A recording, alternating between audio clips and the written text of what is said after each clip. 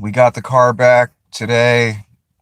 Of course, immediately when we got there, okay, you just have your $500 deductible. They wanted to get right down to business when we got there. Paid the $500 deductible. The total cost of repairs that the insurance company had to pay was over $7,000.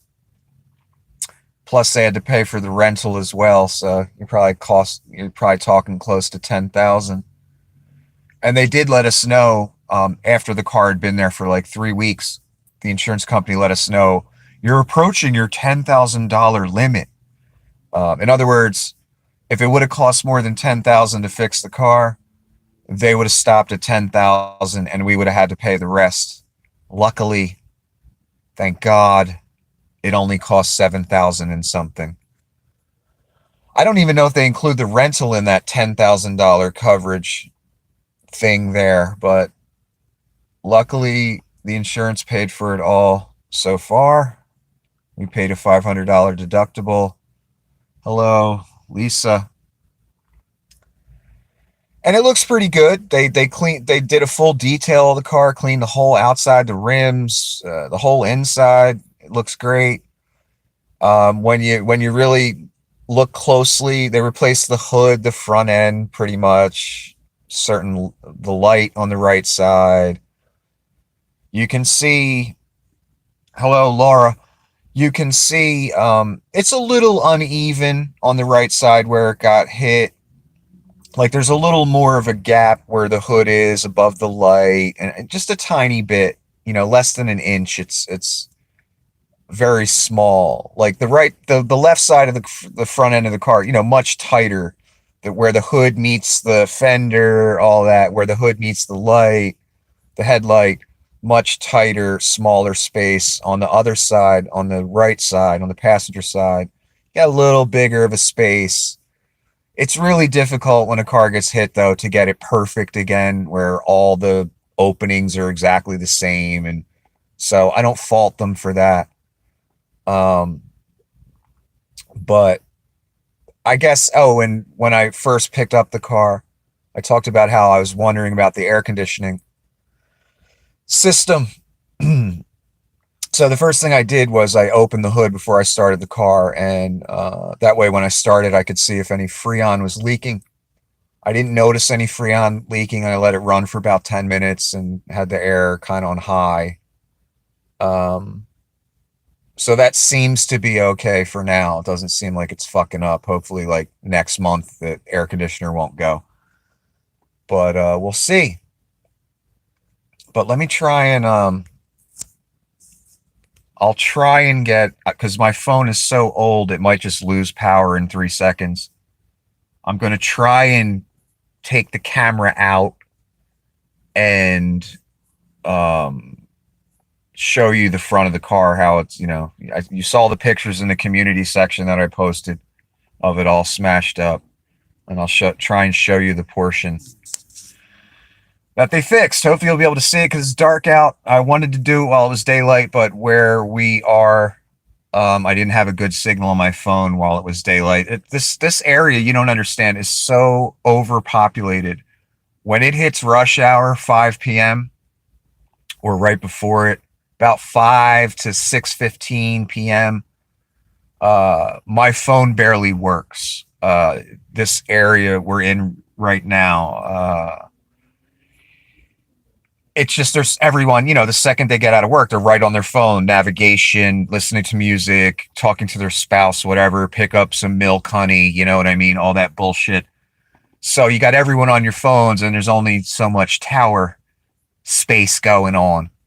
So you have problems with using your phone around rush hour when everyone gets off work. But I'm going to try and go out and show you this real quick. How do I turn the camera around? Huh. Oh, there it is. See what I can do here quickly. The phone dies.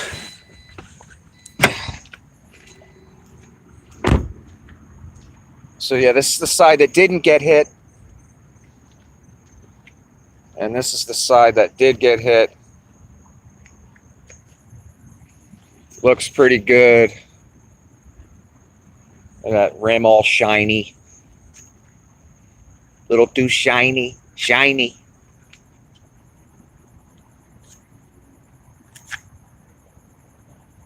Oh, and this car has never been this clean as long as we've owned it.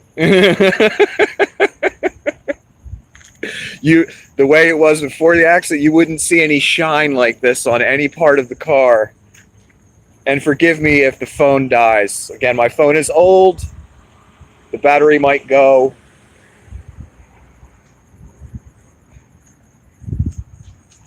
And that's really the portion right there that was fucked up. The whole hood was like folded too, so that's a completely brand new hood on the motherfucker.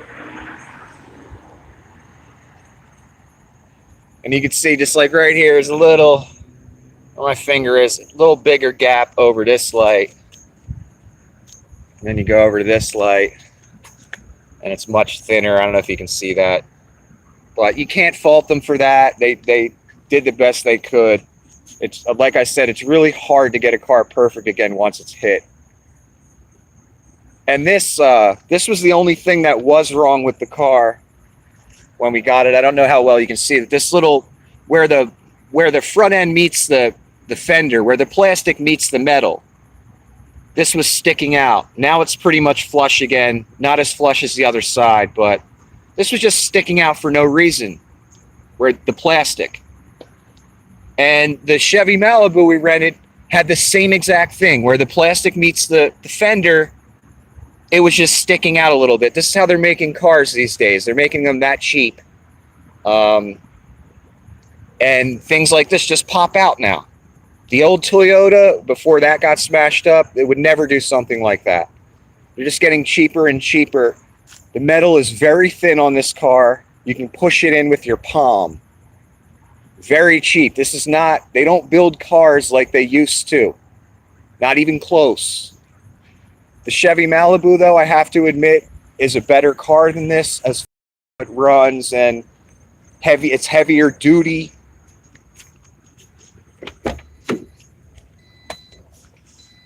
This is a more lower end car, which is exactly what we want. See if I can flip this around again. Plug it back in. But the Malibu stereo is terrible. I liked the car a lot. I liked how much room it had. The metal on the car is a heavier duty metal. It's a better made car. It ran great. But the stereo, I love the way the stereo sounds in this car. It has a nice surround effect. The treble's not too strong. It feels like the sound is coming from the center of the car, even though there's no speakers in the center of the car. That's what I like about the sound in this car. And it has heavy bass. They geared this type of car towards people that, you know, like to have systems and stuff in their car. In other words, they tried to make it sound like a system without you going and having to buy a system. That's what they tried to do in this car. They geared it towards people like that. The Chevy, it's almost like they tried to personalize the sound for each seat, and all you could hear was the bass and treble coming from, like if you're in the driver's seat, from these driver's side speakers. It didn't have a surround effect. I've never been in a car. Well, I was in a car like that once. The treble speaker is way too powerful, and the bass speaker is not powerful enough. And even when I am an expert at tuning stereos, treble, bass, mid-range, I can make a cheap stereo sound awesome by doing that. I've been good at it for years. I've done it for years. No matter what I did, I turned the treble all the way the fuck down, turned the bass almost all the way up, and the treble speakers still just outperform the bass speakers. So as much as I like the Chevy Malibu, I really did like it a lot as far as how it drives, heavy duty, more room, a more robust kind of car. The stereo fucking blows, and I wouldn't want to own that car for years and years and have to deal with that. That would really kind of piss me off and grate on my nerves that the stereo in such a nice car like a Chevy Malibu sounds like that. I was really disappointed. I've only heard one other car that had that same kind of experience. We rented a BMW SUV. was one of those mid-size ones that like a housewife would buy. And it seemed like they tried to do the same thing in that car, like personalize the sound for each seat. And you only really heard the speakers you were closest to. It didn't have a surround effect. As nice as a BMW SUV is, that specific model anyway. It's the stereo sucked. I was like, this fucking sucks. I'm in a fucking BMW SUV and it sounds like this. I was like, motherfucker.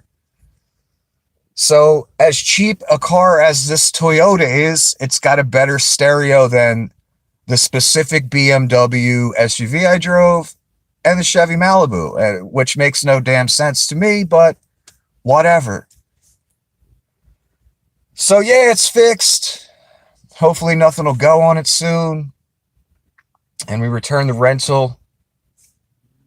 And now we just got to, worry about whatever lawyer shit's going to happen later with this motorcycle guy. Who knows what's going to happen with that? I don't know. But everything's good right now. And I hope everyone has a wonderful night. And, oh, I forgot. How dare I forget this? All the people that helped out. Thank you very much.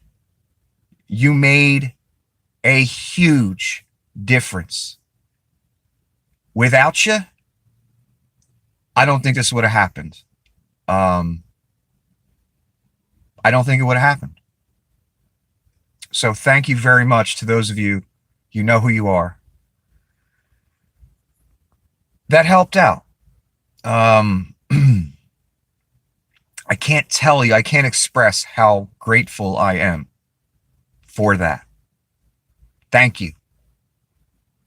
And again, I hope none of you ever get in a car accident, because this has been a whole month-long episode, and I've been worried every fucking day, and I'm still worried over it.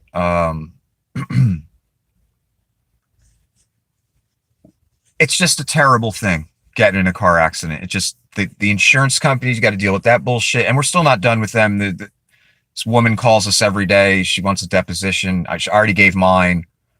My girlfriend has to give hers. It's it's not over yet. Hello, Kenosha. Yeah, you're dealing with insurance companies. If you have injuries, you got to deal with that on top of that, whether it's your fault or their fault. I've gotten in accidents before where the motherfucker lied his ass off in the other car. The last accident I was in, I don't think it was my fault, and I'm trying to talk to the police officer and explain what happened. The fat ass doctor runs over as I'm trying to give my side of the story to, interject and argue, while I sat calmly and patiently and let him speak to the police officer. Because as soon as the police officer showed up, the fat doctor, entitled dickhead, ran over to the cop because he just had to be first. Very spoiled, entitled, fat, fucking, disgusting individual. The last accident, not this accident. And that was years ago, by the way.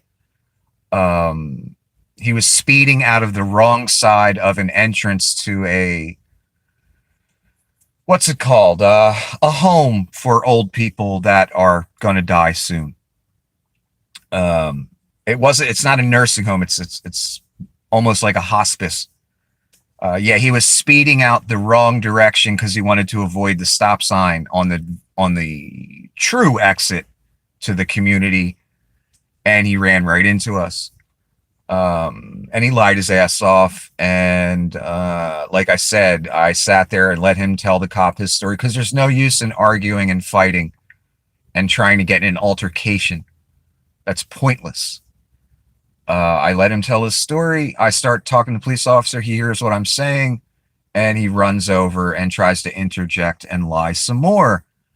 And this man was a doctor, because we found that out afterwards, who had plenty of money, was driving a nice Lexus.